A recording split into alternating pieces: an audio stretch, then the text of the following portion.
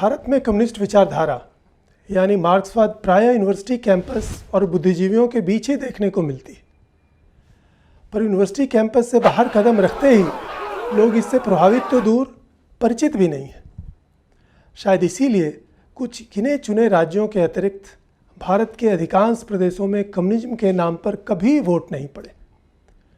पर इससे ये कहना सही नहीं होगा कि भारत की राजनीति में मार्क्सवाद का कोई स्थान नहीं रहा।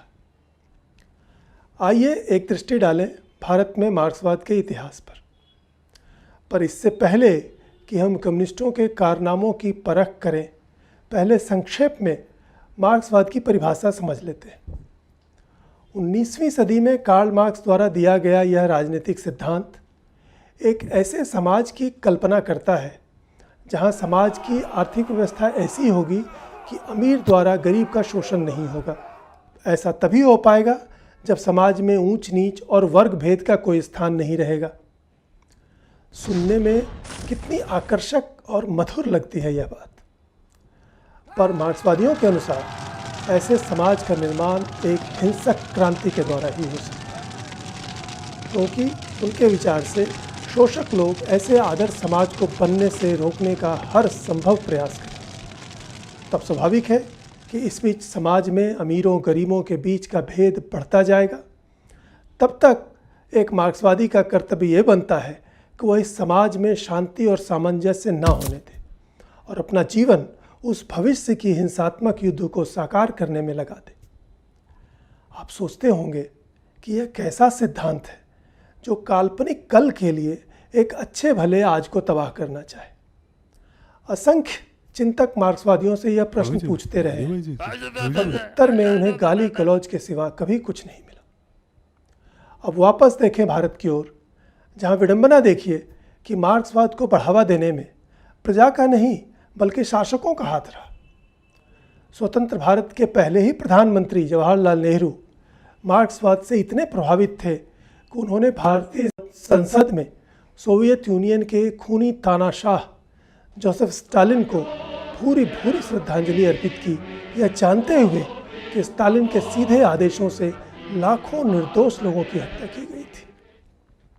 रूस में समाजवाद की परियोजना में 1917 से 1959 के बीच ही लगभग 1 करोड़ लोगों की जान की कीमत दी जा चुकी थी। बहरहाल भारत में कम्युनिस्टों की गतिविधियां स्वतंत्रता से पहले से ही घातक साबित होने लगी थी।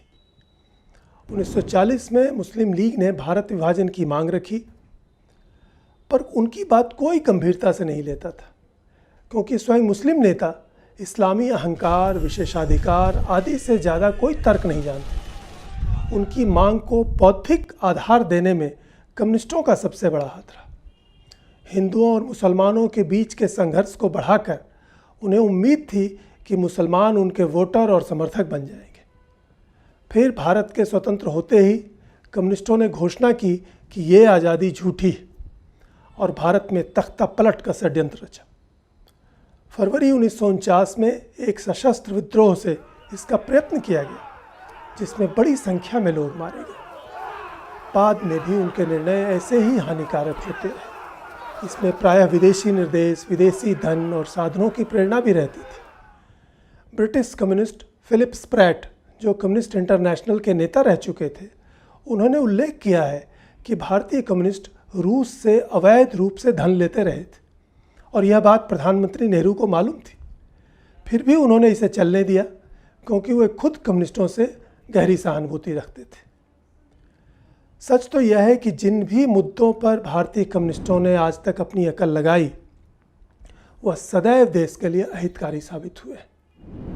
हाल का सबसे बड़ा उदाहरण राम जन्मभूमि विवाद में उनकी भूमिका है, जब उन्होंने इस मामले में अड़ंगा डालकर मुसलमानों को समझौता करने से रोका।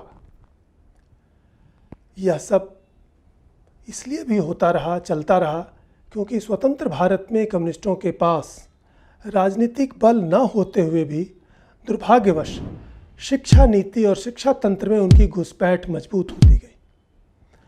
इसीलिए जैसे सोवियत संघ और दूसरे कम्युनिस्ट देशों में इतिहास का मिथ्याकरण किया गया, वैसे ही भारत में भी अकादमिक संस्थाओं, यूनिवर्सिटियों के माध्यम से कम्युनिस्टों ने इतिहास को तोड़ा मरोड़ा।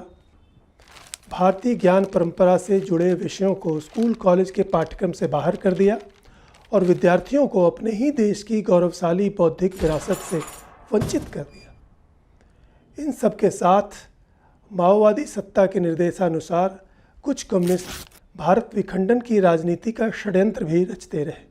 तो प्रश्न उठता है कि कम्युनिस्टों ने यदि भारत में इतने ओछे काम किए तो फिर भी वे आज तक प्रभावी क्यों हैं? यहाँ मैं प्रसिद्ध कम्युनिस्ट लेखक हावर्ड फास्ट की द नेकेड गॉड नामक पुस्तक का सहारा लूँगा। यह पुस्तक उनके लंबे अनुभवों का एक मार्मिक दस्तावेज है। इसमें उन्होंने लिखा था कि कम्युनिस्ट पार्टी एक ऐसी शक्ति है जिसे आप बल से नष्ट नहीं कर सकते, लेकिन सच्चाई के प्रयोग से वो ऐसे नष्ट हो जाती है जैसे ओस से नमक।